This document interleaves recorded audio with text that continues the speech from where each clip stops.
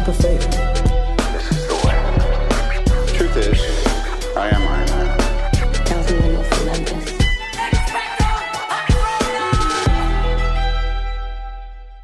Hello, critics, non-critics, and friends. Welcome to the Film Optix podcast, where we take a glance into blockbusters, indie films, and everything in between.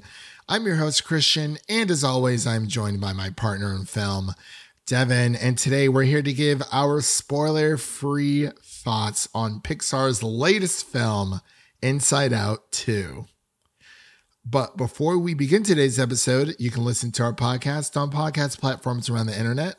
That includes Apple Podcasts, Spotify, Google Podcasts, and more. And if you are a new or seasoned listener to the show, we would love to hear from you guys. Follow us on Instagram, Twitter, and Threads at Film Optix. That is Optix with an X. Or you can email us at filmoptix@gmail.com for any movie-related questions. Devin, what's going on? Happy Monday. Happy Hot D Season 2. It's here. It's finally here. Have you seen the latest episode? I have not. I have not. I'm shocked you haven't. Well, I had a friend's birthday to go to Sunday night, and we got a little rowdy on a Sunday, so we decided to do that. And I have been very carefully tiptoeing through the minefields of social media. I've not been spoiled by anything, which is good. Even though I've read the book, I know what happens, but it's still nice to see how things pan out on screen. So as soon as we're done recording here, it's Game of Thrones time. It's House of the Dragon time. It's Hot D Season 2 time. So very excited for that. It is a hot day today, so it's fitting. Yeah, it was actually hot all this past weekend, at least here in good old Music City, but I'm not sure how it was in Cleveland. But I feel like it's been that way like for a while, like throughout a lot of places. It's just been very hot this past summer. But how was your Father's Day? What'd you guys end up doing? We did All Reliable. Went on down to Dave & Buster's. It's been a while. Oh wow, Dave & Buster's. It was his idea, so went along with it. I'm surprised you didn't want to take him to Fun and Stuff. I mean, that's always an option too. True. But that's cool though. I like that. Dave & Buster's, you can never go wrong with the old D&B. Always a good time. Yeah, I'm glad you had a great time. I didn't do much on Father's Day myself outside of going to a friend's birthday party, but yeah, kind of just hung around, cleaned up, got ready for the week, and I started Jedi Fallen Order finally. No, not Fallen Order. Firever, the second one. I've already played the first I always one. get the names mixed up too. Yeah. So I finished like the very first, like, it was like a hefty first like mission area. So I'm going to see if I can play a little bit tonight as well. So yeah, it just feels really nice. I'm in a new environment. I'm able to use my PC a little bit more freely now. So very excited for that. Kingdom Hearts finally came to Steam. That was awesome. I was very excited for that as well. But yeah, outside of that, this weekend kind of just hung around, played a little bit of video games, finished The Boys season 4. And I sent you that GIF. That's literally how I feel about that entire season. There's like one episode I wasn't like super crazy about, but we'll talk about that once you finish the season. But yeah, The Boys down. It is. I got to raise my Targaryen banner for the next 8 weeks. I'm going to put it over my banister so everyone can see that not only am I a Targaryen loyalist, but I am Team Black, 1000%. But Team Green does have Olivia Cook, so I might have to rethink some of my alliances there. But as we mentioned before, we are going to be giving our spoiler-free thoughts of Pixar's Inside Out 2. This is a long time coming, honestly, because we knew about this for about, a year and a half-ish. And it's been so long since the first film has released in theaters. It came out in 2015, which is crazy to think about. So it's been 9 years since the first Inside Out movie came out.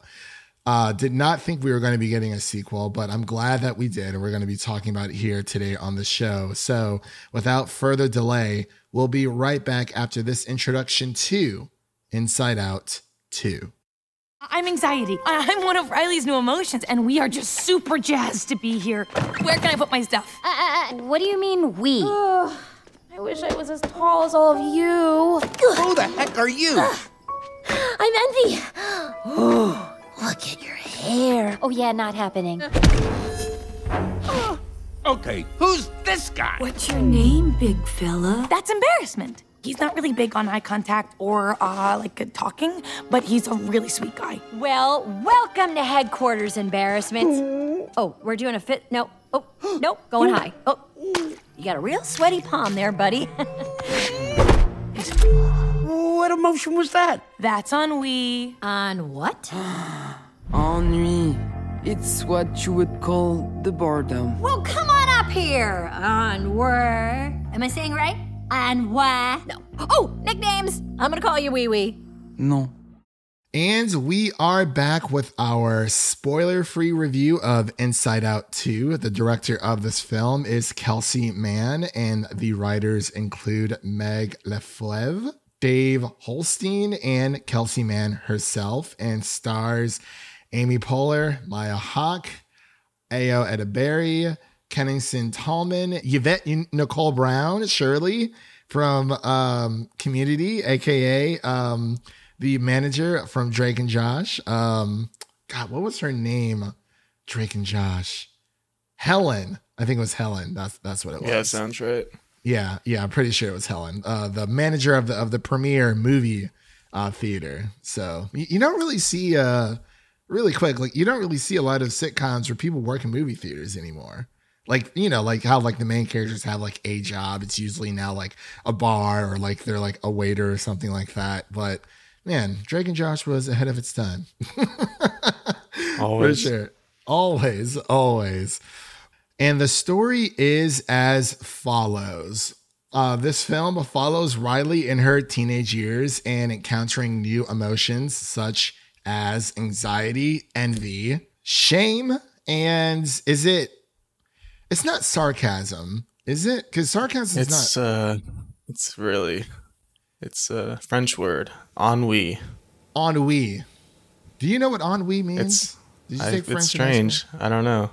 It's like some kind of French word for like boredom / laziness. So yeah, you're right. It combine ennui. It's spelled ENNUI. Describes a feeling that combines tiredness and boredom. So it's ennui is one version of like blah blah blah whatever. Yeah, basically tiredness, boredom, fatigue, dissatisfaction, things of that nature. So go us. Look at us doing a little bit of research while recording for Inside Out 2 to let our beautiful listeners out there know what ennui. Oui, mon ami. Hey, we got Frenchie, he's been teaching us a little bit of French here and there as well. So yeah, we're getting a few nice French lessons this year in 2024 from Inside Out and from Frenchie from The Boys season 4. But man, oh man, Devin, I don't even know where to begin. Well, I do know where to begin, but I'm just I'm so excited to be talking about this, but I'm going to pass it over to you so you can give your initial thoughts of Inside Out 2. Yeah, going into this one, I feel like we were kind of a little apprehensive because obviously it is 9 years later, which is a long time. It's kind of hard to believe the first one was 2015. It didn't feel like that long ago. But then there was also some changes with the cast. They apparently had some salary disputes with Bill Hader and Mindy Kaling, so they didn't return as their characters, being Fear and Disgust. Those were replaced. So I remember just being a little apprehensive because it's like usually when a sequel loses some of its cast, it doesn't really feel the same. Maybe it's a little bit off. That's what it feels like. But I think for the most part, this one definitely nailed it as far as a sequel and a successor to the original Inside Out, which is a great movie, and it hit home for a lot of people. And I think this one will do just the same for a new generation as well as our generation because it kind of hits both of those at the same time. And I think it does a great job of evolving the story from the original story, revolving around Riley and her emotions.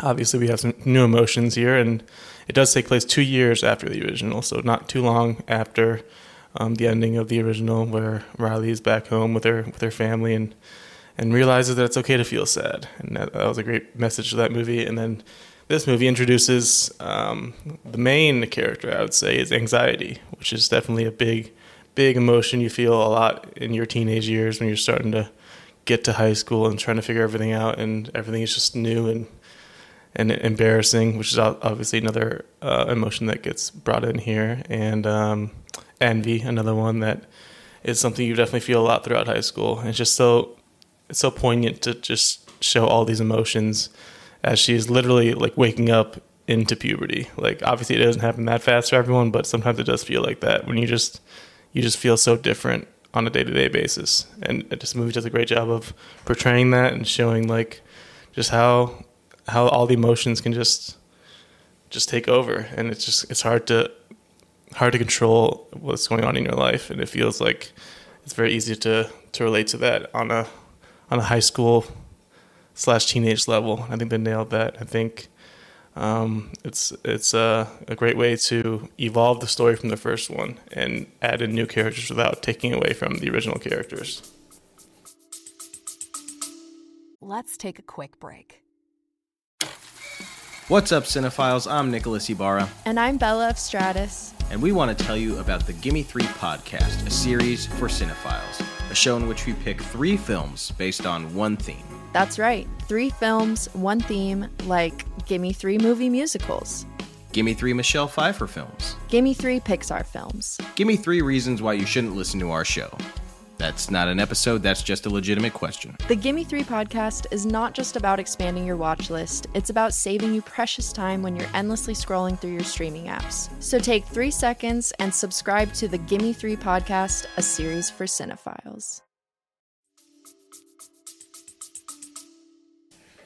I could not agree more. It's, I'm not sure if I actually, did I say embarrassment earlier? I think it was embarrassment. That was the other emotion. I think I said shameful, but I meant to say embarrassment. I just want to throw that out there. The big pink guy. Yeah. He is voiced by Paul Walter Hauser. So I do, just want to retcon that. I think I said shamefulness, but it's embarrassment is the big pink emotion guy. But honestly, Devin, I did not know that they had to change a few of the voice actors out. I didn't really pay too much attention to who the voice actors were outside of like a few that I recognized from the original Inside Out that I watched a few days before seeing this film.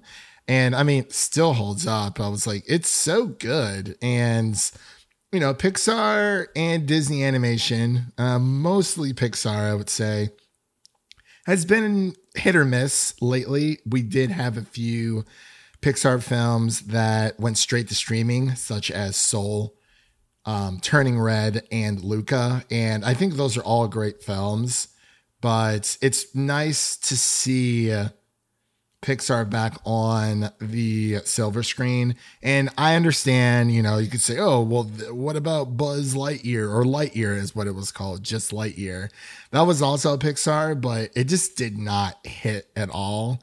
Same with Wish. I guess Wish was Disney, but just kind of a recent release that didn't hit for people.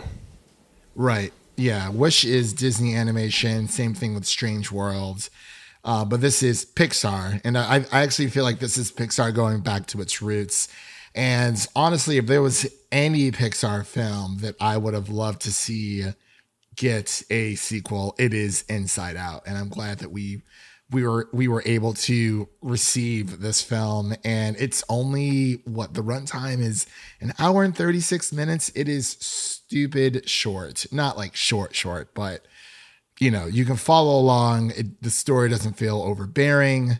And what Devin was saying earlier, it can be a bit daunting to go into a series, or not even a series, I should say a sequel of the original, where it was so well and beloved.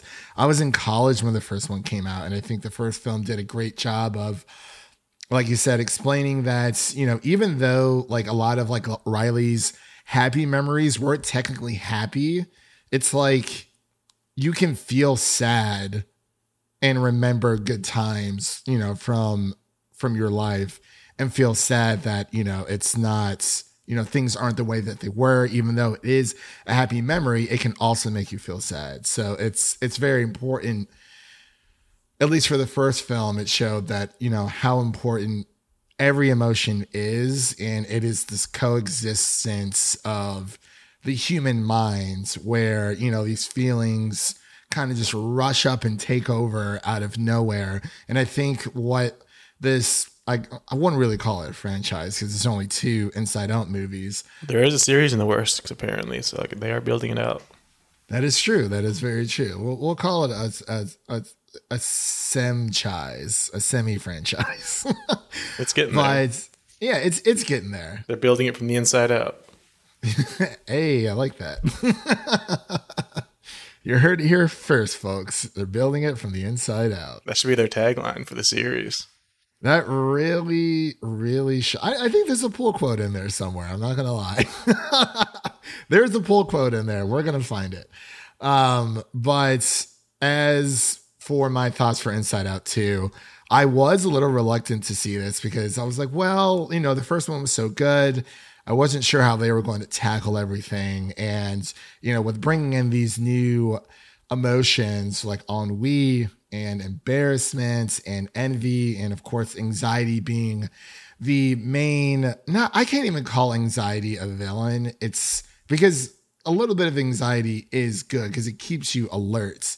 But what this film does, like Devin said, it teaches not even just kids, but it teaches everyone, like, you know, managing emotions, or that, you know, anything that's not in moderation is like a bad thing. Like too much anxiety or too much sadness or too much anger is going to lead you down a path that isn't who you are. Like that's not the version of yourself that, you know, you want to portray out to the world, or that you know that you are altogether. But I think having anxiety in the forefront, because it's the perfect emotion that takes over everything without any reason or logic.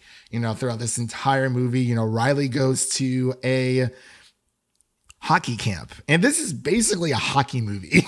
Like it really is. And I absolutely love how they are keeping, you know, tabs on Riley's life in this type of fashion, because, you know, you have Riley, she's going away to this 3-day sports camp for hockey. And it's basically her. This is literally what every teenager or preteen, however you want to say it, feels at this age, because something like Riley trying out for this Firehawks team, for the high school Firehawks team, that is the only thing in the world that she cares about in this moment in time. So it's like she's looking for validation. She's trying to figure out if she's good enough to make the team.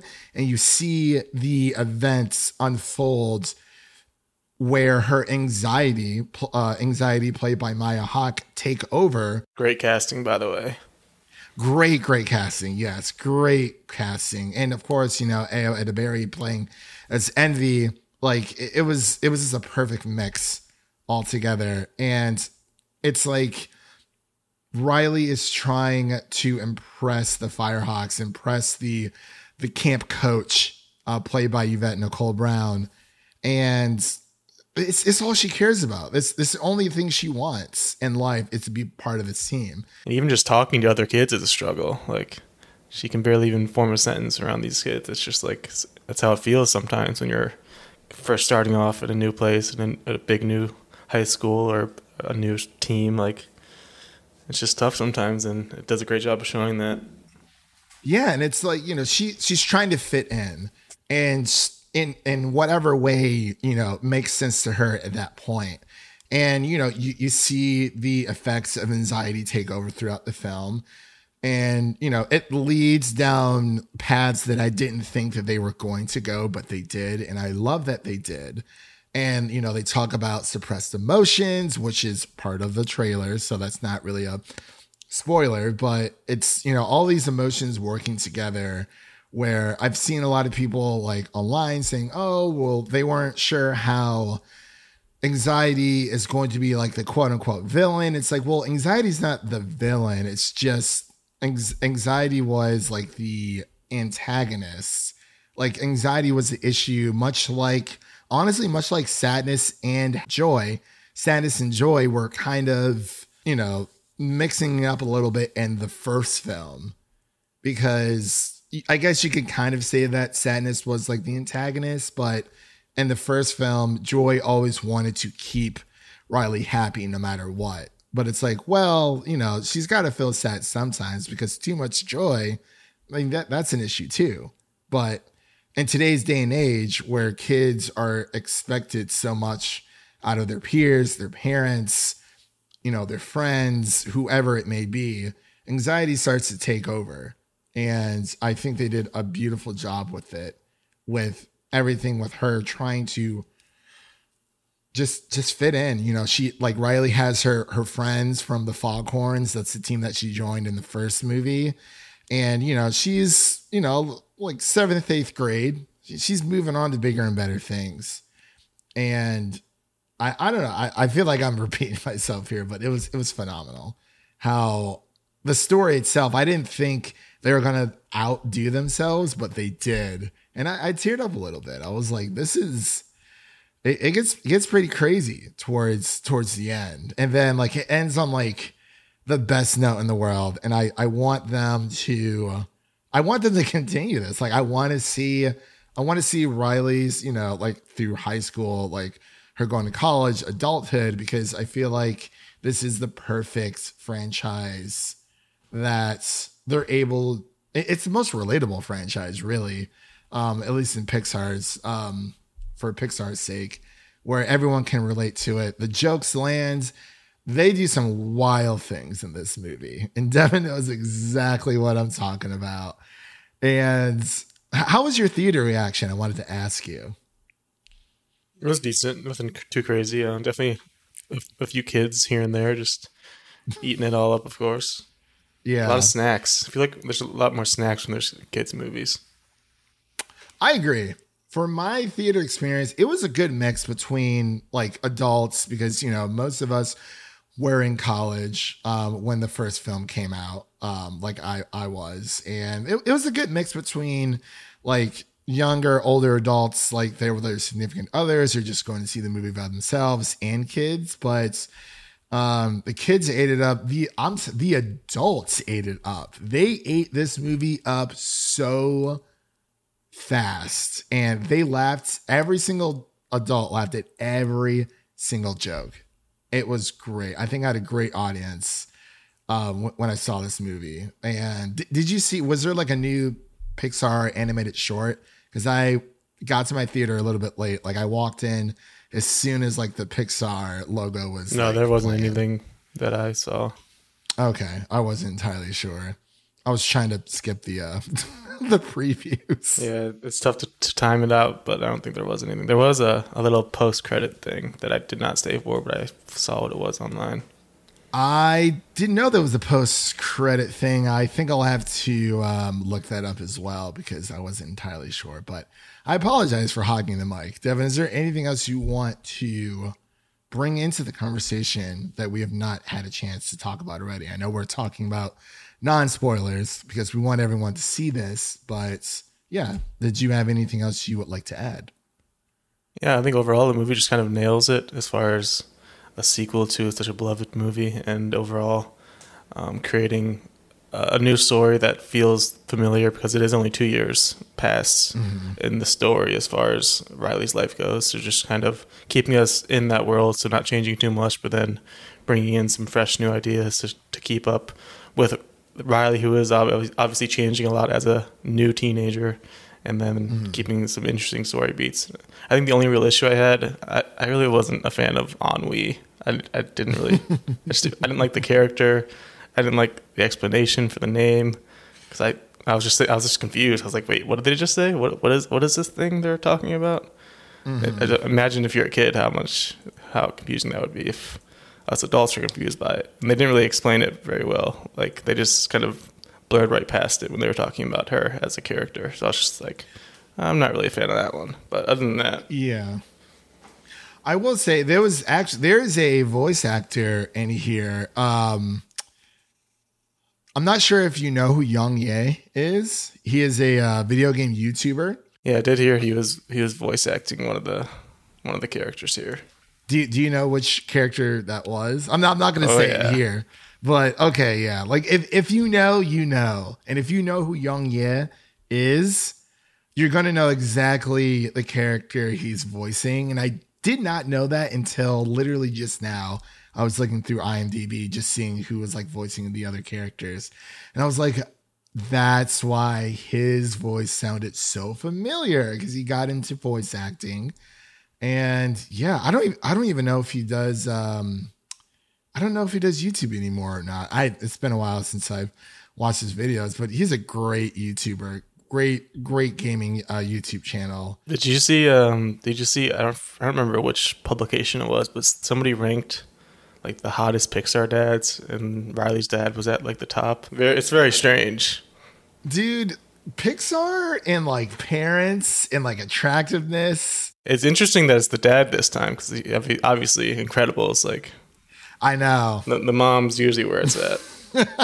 Yeah, no, seriously, Little Bo Peep, I'm like, we saw her like in Toy Story 3 and 4. I was like, what happened? Like, this is a children's like story. I'm like, I don't know. There was even a little adult joke thrown in there when they're driving in the car. The mom and dad talk about their future plans. They snuck that one in there.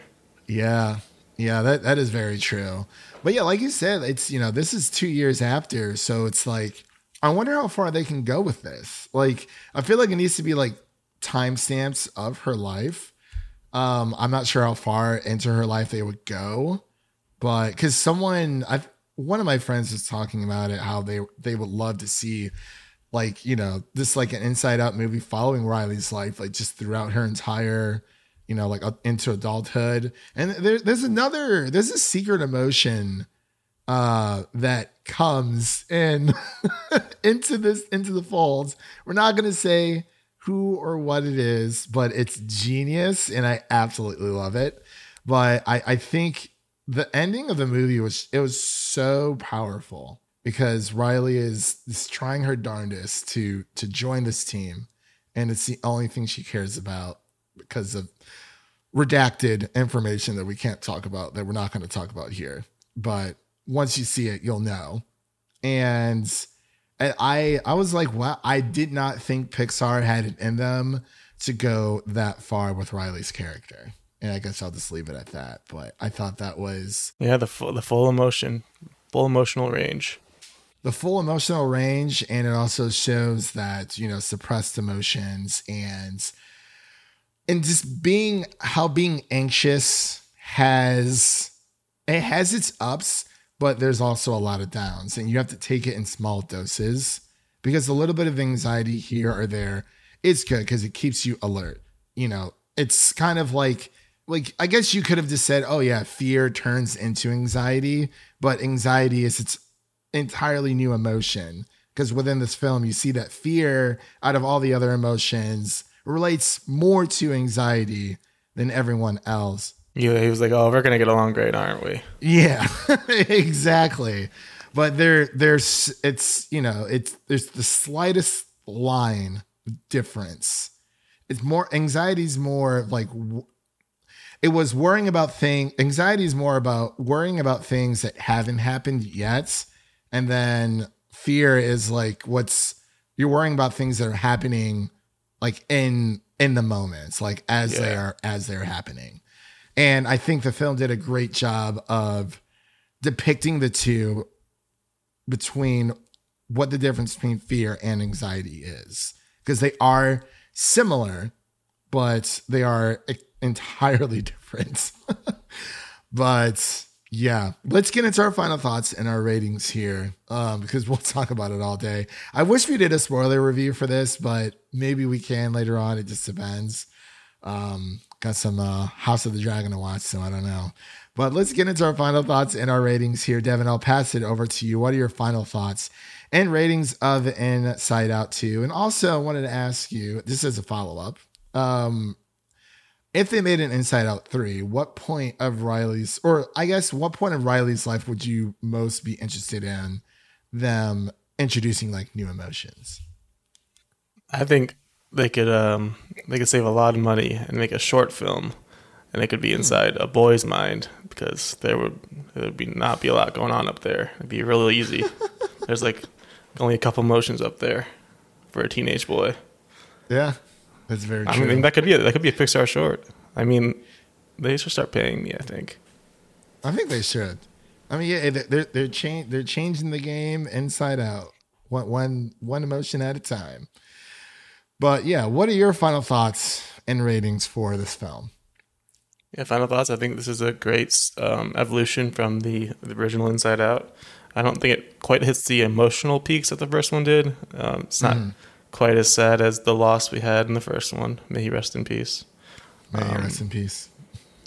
But I think it does a great job of building off of that and adding in new emotions and new characters into the mix and kind of keeping things fresh without deviating too far from the original. So I think overall, I'd probably give it like an 88 overall. Definitely a great movie and a great time at the movies. Yeah, for me, score-wise, I would give this like a 95. The only thing that I was like iffy about, I wish we would have gotten a little bit more with Yvette Nicole Brown's character, because she is in the film and she's Coach Roberts. That's the voice of the or the character that she voices, and she is in the film. But I feel like I wish there was maybe a little bit more interaction between her and Riley and her friends.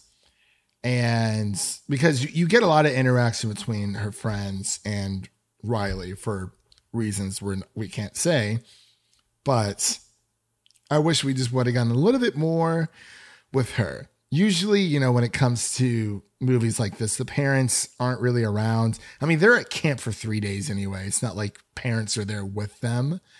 And, with Riley's parents being from Minnesota, they're probably a little bit more trusting than most people that you will come across. But yeah, that was just like my only gripe, is that I wish we would have gotten a little bit more interaction between Riley and Coach Roberts altogether. But again, that's so small that, just maybe Yvette Nicole Brown will come back for another movie. I would love to see another movie to make it. It's tough though, like with this, because this is, like you said, 2 years after. If they made it Inside Out 3, I'm assuming it would either be her in high school or she would be in college. But I was going to say, has Pixar ever made a fourth movie? And then I was like, oh yeah, duh, Toy Story. And they did it for Cars as well, right? Not Cars. They did it for Cars as well, didn't they? I think was there Cars 4? Maybe it's just 3. Maybe I'm just thinking of Toy Story. I think Toy Story is the only one to break that trilogy altogether. So, I mean, heck, forget what I just said. They can make like 4 or 5 of these, but I want them to take their time like they have with the first and now this one. Like, I think like a 9-10 year mark is a perfect, I think it's a perfect amount of time for us to be due for a new Inside Out movie, like every 10 years. Hopefully, Riley will be a little bit farther on with her life by then, but I got some ideas stirring up in the old noggin. So a 95 out of 100 from me. And you said an 81, if I remember 88. correctly. 88 out of 100 from Devin. So the official podcast score for Inside Out 2 for the Film Optix podcast is a 91.5 5 out of 100. So, and with all that said, that does conclude today's episode. If you like what you heard, please make sure to subscribe to our podcast on your preferred podcast platform of choice and follow us on Twitter, Instagram, and Threads at Film Optix. That is Optix with an X. And don't forget to share an episode of our podcast with a fellow movie lover, whether it be your mother, your brother, or your significant other. Spread the love for the Film Optix podcast with a movie lover in need. And now let's take a sneak peek of what's coming up next on the show, so you can look forward to our coverage of The Boys Season 4 in its entirety. We're going to be covering a cumulative episode of The Boys Season 4 within the next week. You can also keep a lookout for our Kinds of Kindness review that will be hitting theaters next week, as well as our The Bear Season 3 review and A Quiet Place Day 1. And of course, for new review releases, you can check out our The Boys Season 4 Episodes 1 through 3 spoiler-free review, as well as our Bad Boys Ride or Die spoiler-free review. And you can also check out our Furiosa, a Mad Max Saga prequel review, as well as our X-Men 97 review and our Kingdom of the Planet of the Apes review. We have so many things for you guys to listen to. You need to get a jump on it. We're like 500 episodes deep. It's a pretty big deal. But with all that said, again, thank you all for listening. If you enjoy the show, please take a moment to leave us a 5-star rating and review on Apple Podcasts and Spotify, and stay connected with us by following us on Twitter, Instagram, and Threads for the latest updates. That was Devin, and I'm Christian, signing off. And remember, life is like a movie, so go out there and make it a blockbuster.